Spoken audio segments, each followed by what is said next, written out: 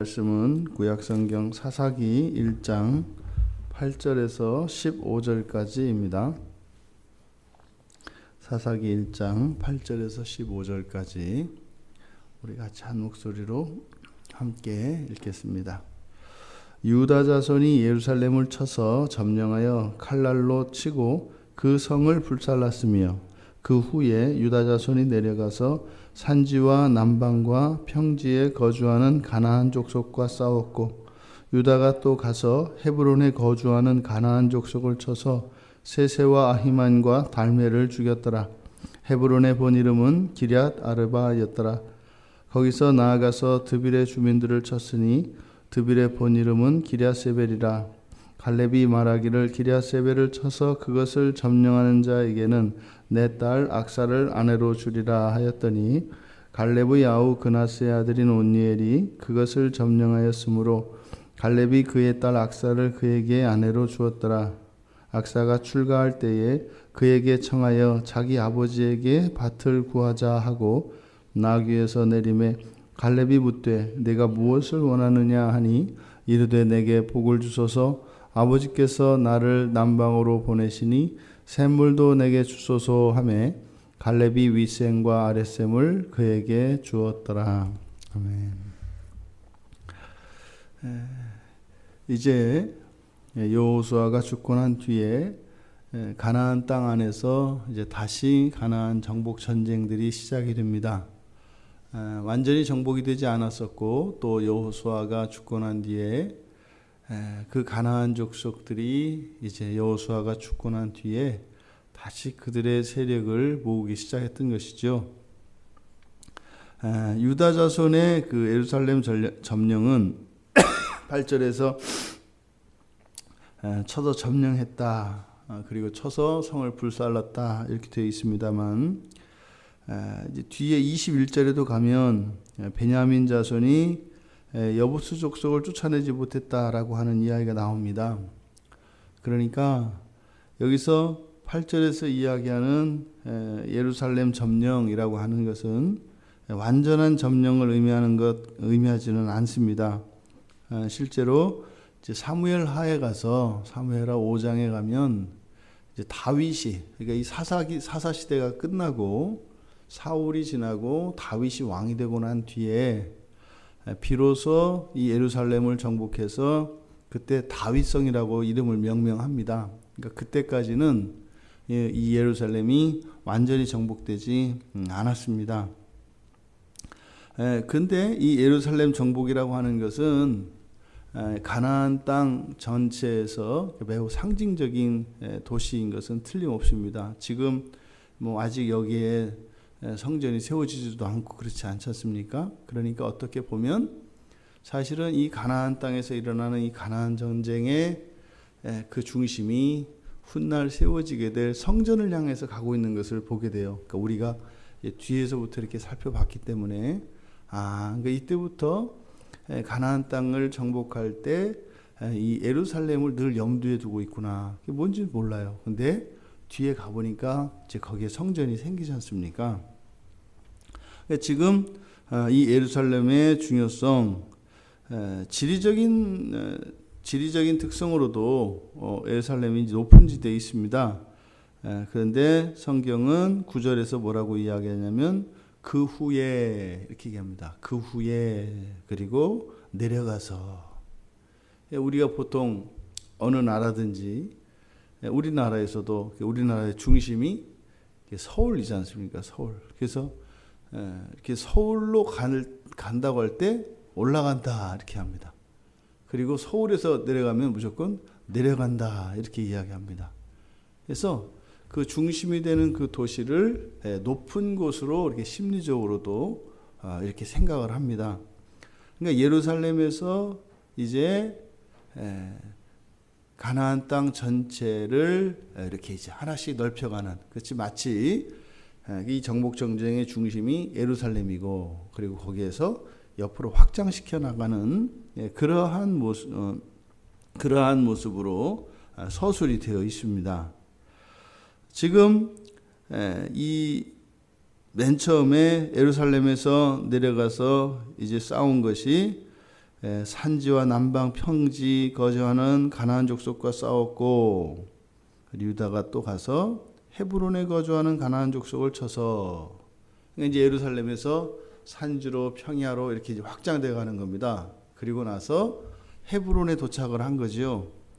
그래서 헤브론에서 세세와 아히만과 달메를 죽였더라. 그러면서 헤브론의 본 이름이 기럇 아르바였더라 하면서 이 헤브론에 대한 설명이 많습니다. 이 헤브론은 창세기 13장에서 아브라함이 여호와께 제단을 쌓은 곳입니다. 그리고 아브라함과 사라가 매장된 곳, 거기가 또 바로 여기 헤브론이죠. 그리고 후에 가서 다윗이 왕이 되고 나서 맨 처음 이스라엘을 7년간 다스렸던 곳이 이곳 헤브론입니다. 그러니까 매우 상징적인 곳이죠. 그리고 여기에 나오는 세세와 아히만과 달메, 이 사람들은 이스라엘 백성들이 가나안 애굽에서 출애굽하고 가나안 땅으로 오려고 할 때 12정탐꾼이 이 가나안 땅에 들어왔지 않습니까? 근데 그때 12정탐꾼이 여호수아와 갈렙을 제외한 나머지 10명의 정탐꾼이 가면 안 된다, 죽는다. 땅은 너무나 비옥하고 정말 젖과 꿀이 흐르는 땅이고 이건 틀림이 없는데 문제는 그건 그림의 떡이다. 그렇게 겁을 집어먹게 했던 이유가 바로 거인들이었습니다. 아낙 자손들. 그러니까 여기에 지금 거론된 세세 아히만 달메 이 사람들은 바로 아낙 자손 전체를 상징적으로 이야기하는 상징적인 인물들입니다. 이 사람들이 전부 아낙 자손으로서 거인들이거든요. 그러니까 지금 여기서 이 헤브론에서 이 아낙 자손 셋을 죽였다라고 하는 것은 바로 과거 이스라엘 백성들이 이 땅을 들어오지 못하도록 겁을 먹게 했던 그 거인들을 제거했다, 이런 의미죠. 그리고 뒤에 헤브론의 본 이름 기럇 아르바라고 하는 이 이름을 여기에 이제 기록을 해놨는데, 이 기럇 아르바라고 하는 이 말의 의미는 테트라폴리스, 라틴어로 하자면 그러니까 4개의 성읍들이라는 뜻입니다. 기럇 아르바가. 그러니까 4개의 성읍이 이렇게 이제 단합되어서 만들어진 그 지역을 기럇 아르바라고 합니다. 그러니까 이 4개의 성읍들이라고 하는 이름을 가졌던 이 기럇 아르바가 헤브론이라는 이름으로 바뀐 거예요. 이 헤브론은 연맹, 연합 이런 뜻입니다. 지금 이 헤브론에 대한 이러한 자세한 설명들, 그러니까 지금 예루살렘을 중심으로 해서 바로 그 밑에 남방으로 내려와서 지금 헤브론, 지금 이 두 도시 모두 매우 앞으로 있게 될 이스라엘 역사의 상징적인 것들이기 때문에 그것을 좀 자세하게 지금 기록하고 있습니다. 그리고 그 밑에 그 다음에 기록된 이제 기럇세벨, 이 기럇세벨은 바로 그 아낙 자손들의 본거지입니다. 그 위에서 기럇 아르바에서 죽였던 이 3명의 거인들은 기럇세벨을 본거지로 하는 그 아낙 자손들이 기럇 아르바까지, 즉 헤브론까지 그들의 세력을 넓혔던 것을 의미하고, 원래 이 아낙 자손들의 본거지가 기럇세벨입니다. 그러니까요, 완전히 지금 이스라엘 사람들로 하여금 가나안 땅에 들어오지 못하게 했던 요소들을 어떻게 했다? 완전히 제거했다라고 하는 것을 이야기를 합니다. 그런데 지금 사실 이 사사기는 여호수아가 이제 죽고 난 뒤에 이제 사사들로 넘어가는 그 과정입니다. 그런데 지금 갈렙의 이야기가 이제 갑자기 여기 들어옵니다. 그거 왜냐하면 바로 갈렙의 동생으로 나와 있는 온니엘이 사사의 첫 번째 사사이기 때문이죠. 그러니까 이 사사 시대와 그리고 광야 세대의 연결고리가 되는 것이 여호수아와 갈렙이거든요.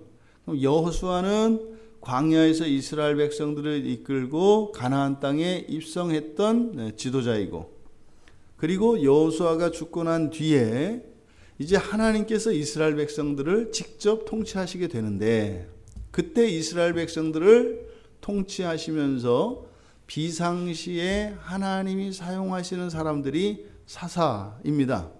그 첫 번째 사사가 바로 갈렙과 관계에 있다고 하는 것이죠. 그러니까 이스라엘의 역사를 돌아보면 믿음의 역사라는 거예요. 신앙의 역사라는 거예요. 12정탐꾼 가운데 여호수아와 갈렙 두 사람만 믿음 안에서 하나님의 인도하심을 쫓아야 된다고 주장했던 사람입니다. 여호수아의 한 시대가 가고 이제는 갈렙으로부터 갈렙에서 이어지는 그 동생으로 시작되어지는 사사 시대가 열리고 있습니다. 그런데 여기에 보면 지금 갈렙이 갑자기 12절에 보면 기랴세벨을 정복하는 사람에게 내 딸 악사를 주겠다, 이렇게 이야기를 합니다. 그리고 이제 끝에 가면 온니엘이 이제 그 땅을 정복을 해서 그 딸 악사를 이제 요구를 합니다. 근데 그 악사가 온니엘에게 이야기를 해서 14절에 가면 또 이제 밭을 아버지에게 땅을 달라고 하자. 그렇게 해서 맨 끝에 15절에 윗셈과 아랫셈을 요구하는 사건이 이제 여기 들어가 있는데, 왜 여기 들어가 있을까? 지금 여기에 있는 이것은 이스라엘의 모하르 풍습을 기록한 겁니다. 그러니까 우리가 흔히 뭐라 그래요? 지창금이라고 하죠. 지창금 제도, 그것을 이제 모하르 풍습이라고 하는데, 이 모하르 풍습은 그겁니다. 딸 가진 아버지가 자기 딸을 데려가려고 하는 사람들, 그러니까 사윗감이겠죠. 그러니까 사윗감에게 요구하는 선물, 또 딸이 시집을 가면서 아버지에게 요구하는 선물, 이것을 모하르라고 합니다.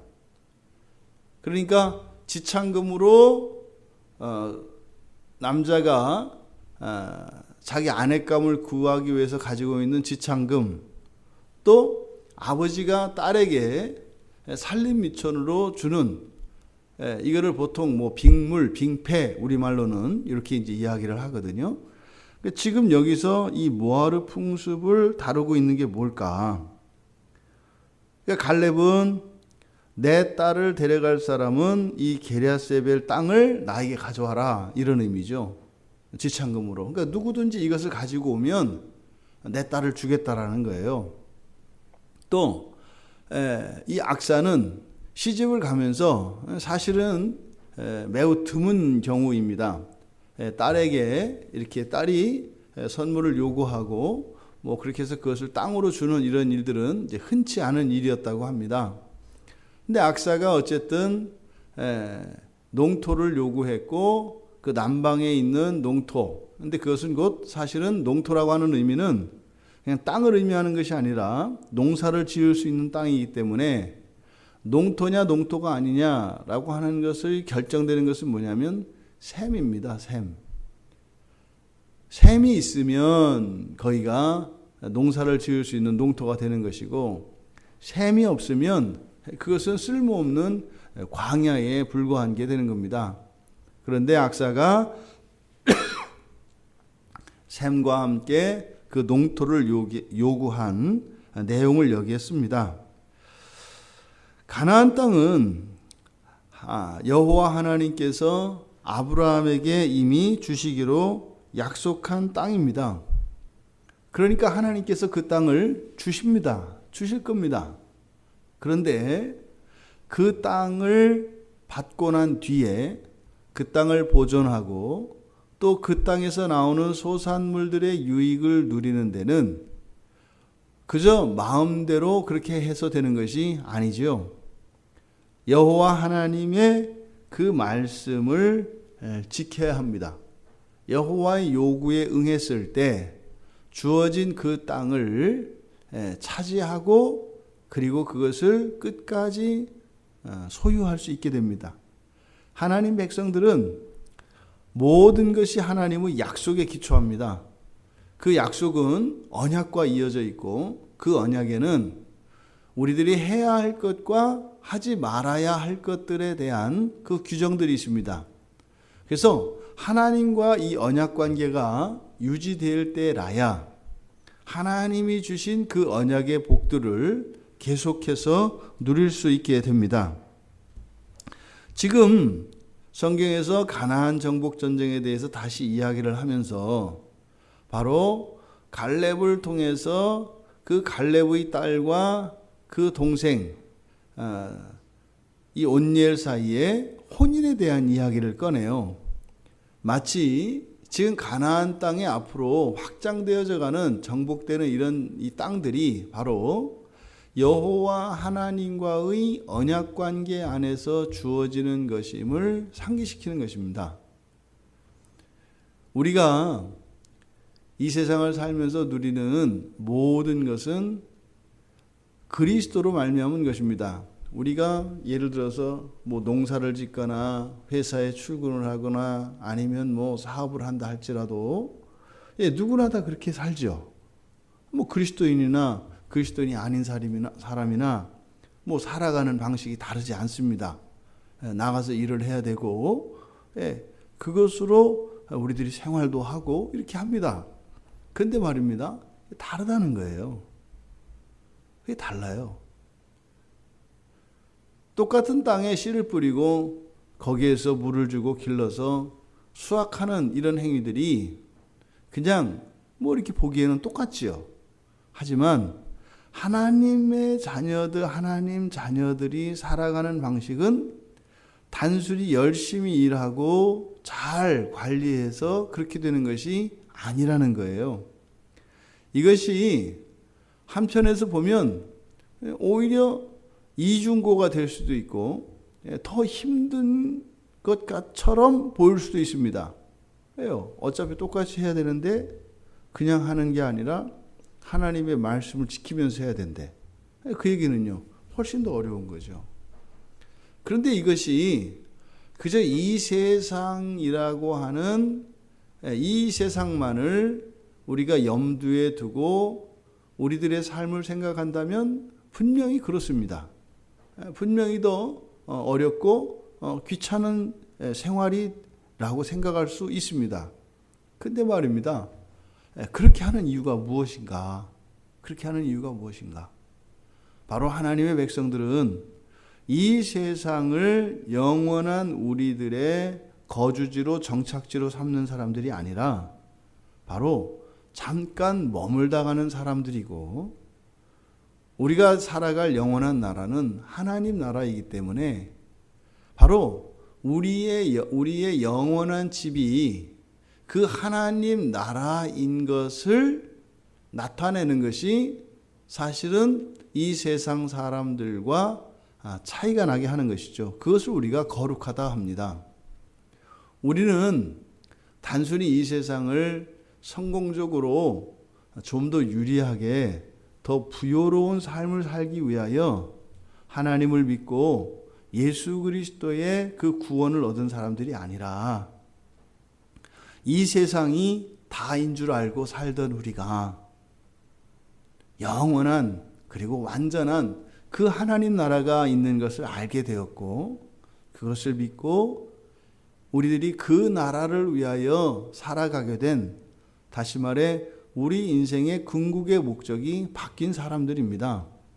그러니까 그 나라를 살아가는 방식이 이 세상에서는 하나님의 계명과 율법들을 지키며 살아야 하는 것으로 보여진다 이 말이에요. 조그만 가게를 운영하는 사람과 큰 가게를 운영하는 사람, 그리고 뭐 이렇게 대형 마트와 같은 이런 거대 기업을 운영하는 사람이 어떻게 다르겠습니까? 분명히 다릅니다. 하나님 나라를 살아가는 사람들에게 인생이 이 세상이 다인 줄 알고 살아가는 사람들보다 분명히 더 많은 부담이 있는 것이 당연하고 자연스럽다는 말씀입니다. 때로는 우리의 삶에 이런저런 어려움도 있겠지요. 하지만 단지 그러한 일들이 생겼을 때 이 세상의 관점에서만 그것을 이해하려고 한다면 결코 이해할 수 없을 것이다. 오늘 하루 우리가 살아가는 삶이 하나님과의 언약 관계 안에 있습니다. 그래서 이 하루 하나님은 우리에게 더 많은 것들을 주시고 더 큰 은혜를 주시겠지요. 하지만 그 모든 것들은 영원한 하나님 나라라고 하는 그 원형이 있다는 것을 우리에게 알게 하고 또 그 나라의 가치와 의미를 두고 살아가게 합니다. 계속되어지는 이 이스라엘 안에서의 정복전쟁을 통해서 영토가 확장되어지고 또 뭐 이런 분배들이 일어나고 이제 하겠습니다만 이런 것들은 하나님과의 언약 관계에서 일어나는 것이라는 것. 이제 훗날 가면 이 이스라엘 백성들이 12지파가 뿔뿔이 흩어져 가지고 서로 다투고 서로 경쟁하고 서로 죽이고 하는 일들이 일어나요. 왜요?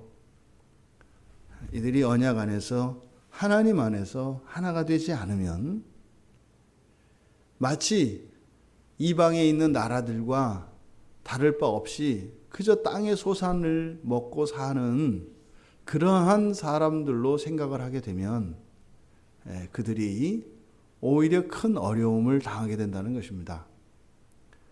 여러분, 우리는요, 이 세상에서 결코 만족할 수 없는 사람들이라는 것을 잊지 마십시오.